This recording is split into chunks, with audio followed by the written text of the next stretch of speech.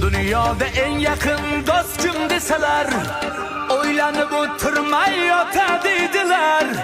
Farzandga ko'ksini qalqon qilgan zotlarni biz tomonda otadidilar. Dünyada en yakın dost kim deseler, o'ylanib o'tirmay yotadidilar.